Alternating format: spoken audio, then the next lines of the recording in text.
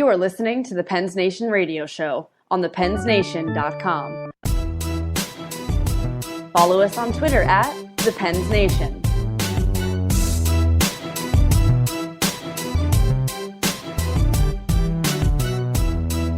When things go south for a team, everybody seems to have an opinion on goaltending. Most of those people have no idea what they're talking about.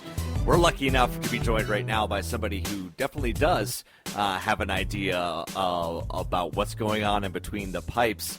He is the goalie guru for NHL.com and managing editor for In Goal Magazine, Mr. Kevin Woodley. How are you doing this evening, sir? I'm doing probably better than the people of Pittsburgh right about now. Yeah, it's an ugly scene, and I gotta ask: is Marc-Andre Fleury the most interesting goalie in the National Hockey League? Oh, that's a really good question. Without going through it all off the top of my head, there are a lot of interesting goalies for different reasons. Obviously, Brizgalov jumps to the top of my list on most days, but the circumstances of his career, it's hard to argue with a more compelling case study right now, especially than Marc-Andre Fleury. I would definitely go that route. And especially when we're talking about actual performance on the ice. I mean, Brizgalov certainly had his day in Phoenix where we're looking at this guy's like, wow, this is a rising star in National Hockey League. And then we find out, well, maybe he was really just benefiting from that system in Phoenix when he was traded away, despite the fact that he's a goalie with talent that was put in a place where goalies go to die in Philadelphia. Marc-Andre Fleury, though, has had his ups and downs throughout his entire career. And this goes before he was in Pittsburgh. Cape Breton, World Junior Championships with Canada, and that's where really Canada kind of got their own dismay with Marc-Andre Fleury and his big game reputation. Marc-Andre Fleury did win a Stanley Cup, though, in 2009, and he's been consistently among the league leaders in wins. What's different about Marc-Andre Fleury right now when he gets to the playoffs? And I guess we shouldn't ignore the fact that what's your grade for Fleury right now, 4 games into the playoffs, even including what happened last night? Oh, if I had to put a grade on it, I guess, and I hate doing that type of ranking, even though it's quite often what I'm asked to do, probably in the C+ range, right about average. And that includes the gaffes last night because I thought he was above average to that point. And that would drag down his, in my grading curve here in goalie elementary school, it would probably drag it down. Listen to me, a lot of people talk about the past, and for lack of a better term, because this is one that everybody throws around right up to NBC, is playoff meltdowns. And to me, this year, and I heard people using that term even before last night, but to me, this year, everything's different for Marc-Andre Fleury. I separate the meltdowns of the past 2 seasons from this year because of the changes he made to his game throughout this season, finally, as a result of the past 2 years. Changes that, when I watched the meltdowns of the past 2 years, they were predictable. They were trackable. There was and they were fixable when you watch the problem. That's what I believed. And maybe that's because I come from a more technical side of goaltending.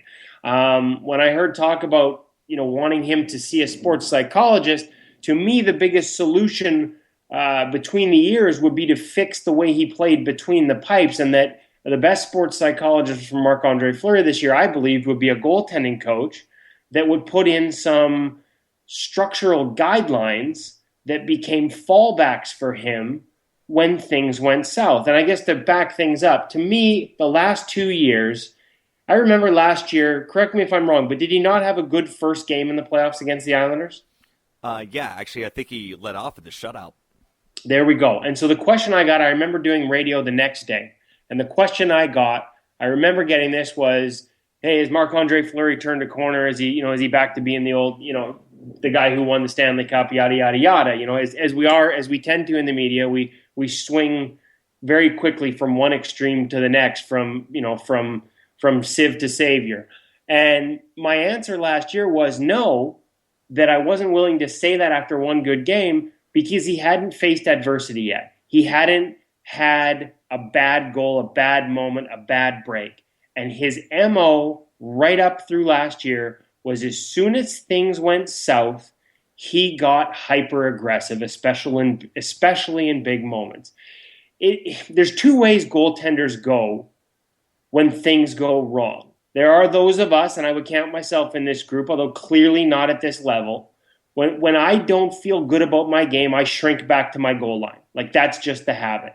There's another breed of goaltenders, when they don't feel good about their game, their mentality, whether they'll admit it or not, it shows up in their play, is to get as close to the puck as they can. The thought process being, the closer I am, the more I've cut down on my angle, the better chance this thing just hits me. And Marc-Andre Fleury fit into that latter category. Carey Price last year looked like he fit into that category when he started to struggle. As he couldn't figure things out, he just tried to get closer and closer to the puck. And the problem with that mentality is the more aggressive you get, you're also entering more of a blocking mindset. So in other words, I'm going to get as close to this puck so it'll hit me. Well, I'm not trying to make a save anymore. I'm just trying to get in the way.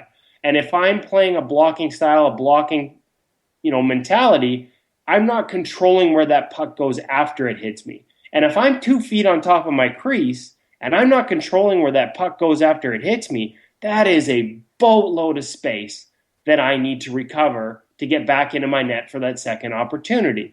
And in Fleury's case, when he struggled, and sure enough, when he had his first kind of taste of bad luck, bad goaltending, bad break, whatever you want to call it, his first sign of adversity last year, like the years past, he started to get over-aggressive and chase the play.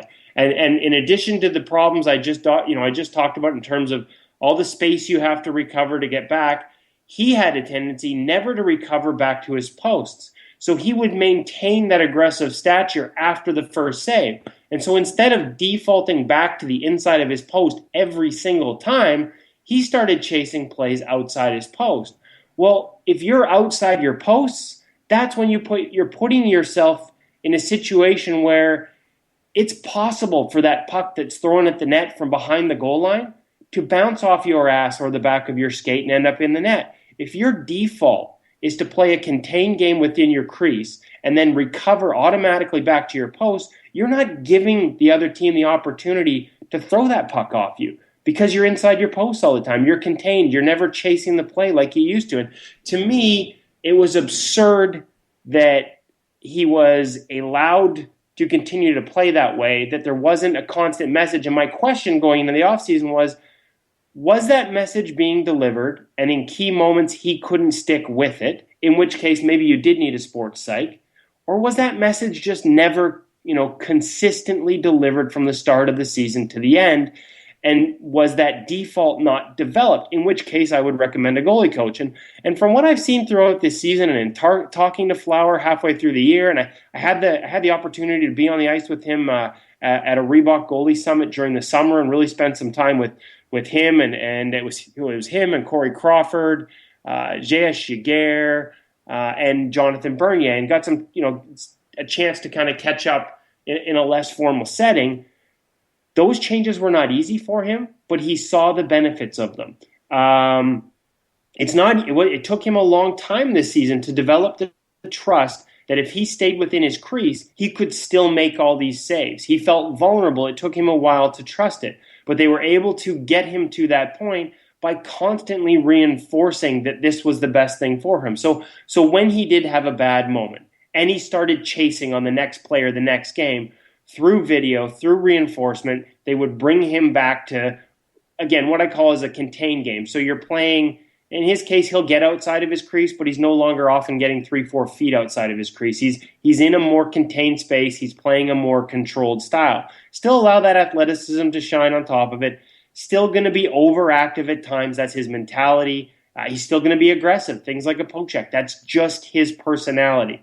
But you can at least control tactically where he is on the ice. And it kind of blows me away that he could be that far in his career and never have had that reinforced like he did this year. And yet, at the same time, that's why I separate the meltdowns. And I'm sorry this is such a long-winded answer, but there really is a lot that kind of goes into it. And I said at the beginning of this series on Twitter, I said that I believed we wouldn't see those panicky, oh crap, and start chasing the play meltdowns that we've seen in the past, because this had been reinforced throughout the season. And frankly, I don't think we have seen it. But I also said, as you know, in the next tweet, I'm still not sure that's enough. He still has a tendency to go into a blocking mentality. There still are other faults in his game. The overactivity that I talked about still shows up at inopportune moments. Puck handling gets well documented. But that said, to me, it's still not the same. It's not the same as the last 2 years, because for the first time, he actually has a default to go back to when things go south. And for the first time, although Game 5 is going to be a huge test of this, I see him going back to those defaults rather than panicking and just chasing the puck and the play all over the ice. In your conversations with him, obviously, the conclusion of last season, Gilles Meloche retires, and who was the previous goaltending coach here in Pittsburgh. Yep. And then Mike Bales comes in. Was there any talk about what Mike was doing with Mark to make those types of changes or adjustments? What does it take for a goalie to really do those things, to, as you mentioned, stay consistent, stay sharp, and really focus on those issues?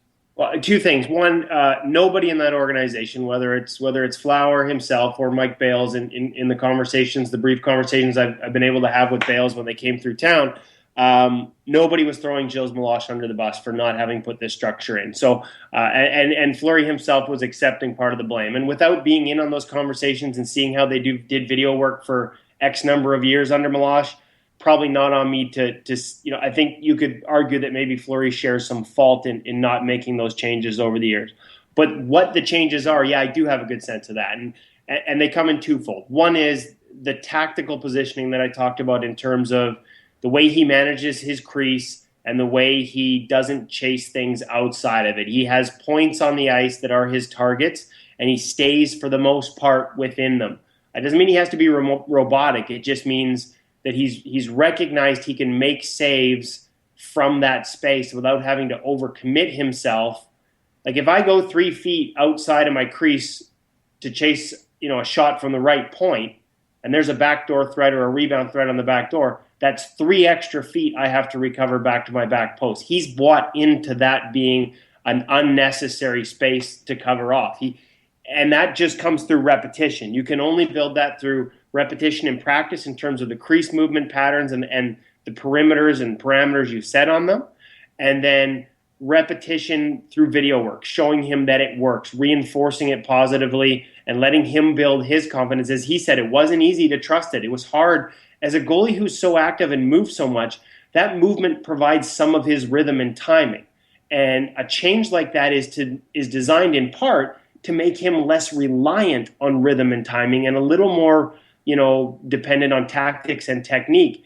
It allows you to make the easy saves easier, as opposed to, trying to feel your way through the game every night. And so there's a process there. If you're a goalie that plays by feel and rhythm, and all of a sudden you're standing still instead of moving all the time, you're waiting for the play to come to you, there's a timing element that took him time. And that's all about repetition and practice, about reinforcement through video. And I believe when I talked to him that he had bought in fully on that. Second part that they changed is his post play. And this is kind of a two-parter. One, you're recovering inside your post. In other words, I make that save at the top of the crease and that play goes to my left. My default isn't to recover to the top of my crease on my left. My default is to start a path back towards my post. Now, if I recognize halfway there that there's a shot coming from up high, I stop on my angle and then I come out. In other words, you're prioritizing squareness and angle over top of depth. Get into position in the middle of net first, and then if you have time, add the depth instead of just chasing that secondary save point right away at the top of the crease. It puts you in the space quicker. So you're not. It puts you in the save space quicker and keeps you square to the play quicker. So that's a recovery thing. The other thing is net play and net tactics. Fleury was a guy who was pretty exclusive, and this includes the summer. When we were on the ice with him in the summer, he was using, it was out of the 4 goalies that were there, the only guy that was using what we call reverse VH, or I just call the reverse, was Jonathan Bernier. Now, since then, I've seen Corey Crawford and Marc-Andre Fleury at it, and this is pretty significant. Fleury relied exclusively on what we call VH, vertical, horizontal. So if you can picture the post, when he goes into, say, his left post, that would mean that his lead pad or his left pad would be vertical up against the post, and his back pad would be a lot down on the ice, horizontal, that's the H, along the goal line.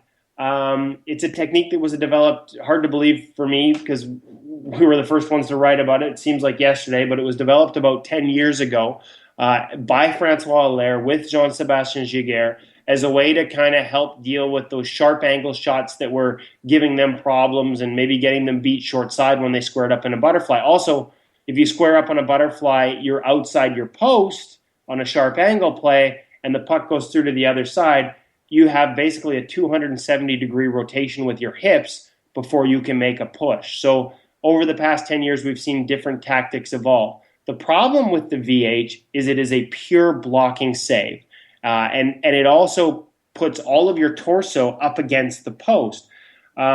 What's been developed, so it creates rebounds and it leaves the back half of the net exposed until you recover to those rebounds. And so those were things that plagued Fleury's game a little bit. I like him now using reverse VH almost exclusively, where he takes that lead pad and he pushes it against the post on the ice, leans, does a shoulder lean with his upper torso into the post to create his net seal, and leaves that back leg along the goal line so he can rotate out of that. He can rotate out of that and go post to post. Does 2 things. It gives you a good seal. It's less of a blocking save. It allows you to keep, if you do make a save, you're generally keeping the puck in front of you as opposed to it going through to the back door. Cuts off more of those passes back door by sealing further out beyond the goal line. Allows you to maintain active hands. You're not as locked in a blocking format like you were in his old technique. And it puts more of your torso in the middle of your net automatically. So when you do recover to a pass out, you're already filling the space. You don't have to chase that space. And it's not a revolutionary technique. It's one that Jonathan Quick kind of made popular during his playoff run in 2012. And I watched goalies around the NHL and through college and at all ranks quickly soak it up and try and add it. The Swedes have been doing it for 3 or 4 years already. They call it SMS. But this is the first year that Marc-Andre Fleury has done it, and I think it makes him a better player on those pucks below the goal line. Situations that I think in the past have led to a lot of those, WTF moments and goals that leave us all scratching our heads with Flower. So do you mean to tell me that the whole goaltending profession is actually more than just see the puck, stop the puck? But you know what? That's the beauty of it, Ken. For all I just talked about, at the end of the day, if you're not tracking it well and seeing it, you're not going to succeed at the highest level. But yes, there's a lot more that goes into it than just that, and a lot more that goes into it than just Marc-Andre Fleury, quote-unquote, melting down once the calendar flips to April. It's almost absurd to think that it wasn't that long ago, and there are even still some teams in this league that don't have a full-time goaltending coach. Well, I'm not going to name names, but there are teams in this league that do have a full-time goaltending coach that wouldn't understand half of what I just talked about. I won't require you to go any further on that. But it's a position that I think there's a lot of great been there, done that guys that have done the work to develop, and I'm probably overstating that a little too much. It really has improved in the last couple of years. There have been some of the guys that I talked about are starting to get phased out, but the reality is the positions change. It's like a golf swing. It is broken down to the umpteenth degree. Some would argue maybe too much. Maybe it gets inside these guys' heads. They're thinking too much about how to play rather than just going out there and playing. And that's why it's important to do the work in practice like Fleury did, to make sure you rep everything out before and after practice. Because I'll let you in on a secret. Most NHL practices are totally they're counterproductive for goaltenders. That's why you need that work with a goalie coach before and after every practice to work on the repetitions and build these things into the game so that when you do get out there as you said, you're just seeing it and stopping it. And all those movements around the crease become innate and something you're not thinking about once you're on the ice. I'd like to think Fleury's there in terms of a positioning aspect right now, but I'll be honest with you, I'm really curious to see how he comes out in Game 5 and whether he does go back to chasing the play. My bet is he won't.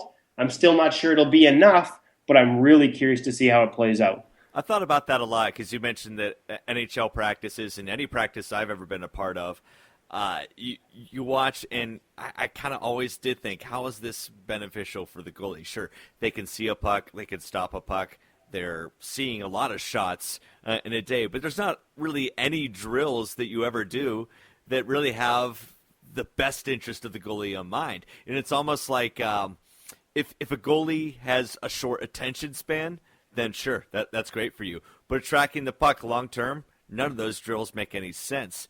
No, they're just, endless wave after wave of rush drills and guys walking into the slot or the high slot in odd man situations with 6-7 seconds to pick a spot and put it over your shoulder, top corner, bar down. The reality is, to me, it does no good for the players either. Because how many times do you get in that look in a game? So you're out there taking 100 shots in practice, and you might get that kind of time and space in a game once an entire season.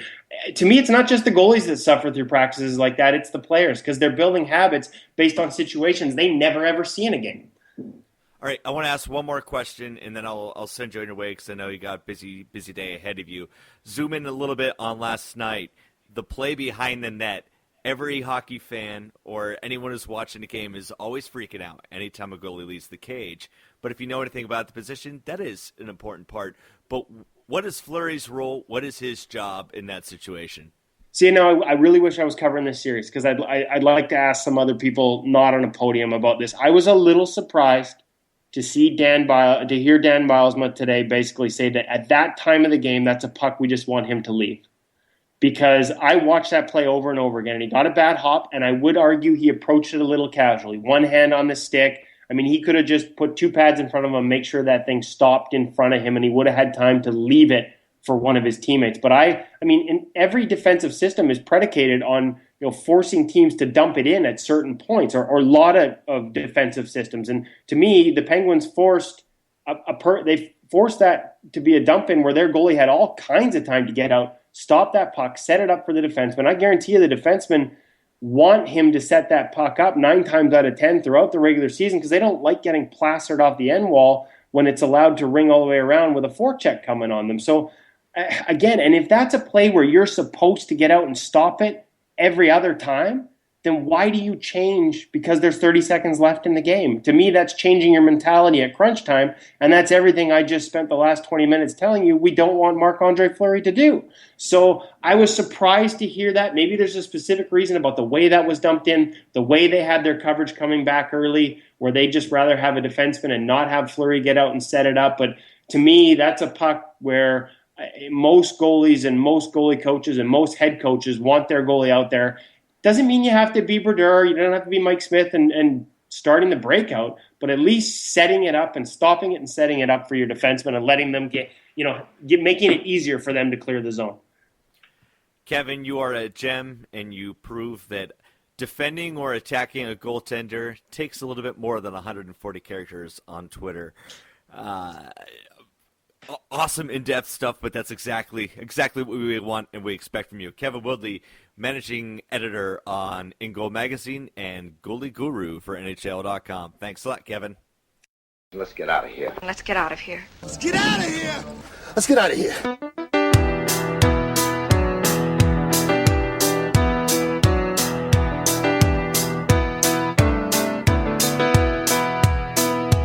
Just as I thought it was going all right, I found out I'm wrong when I thought it was right. It's always the same, it's just a shame, that's all. I could say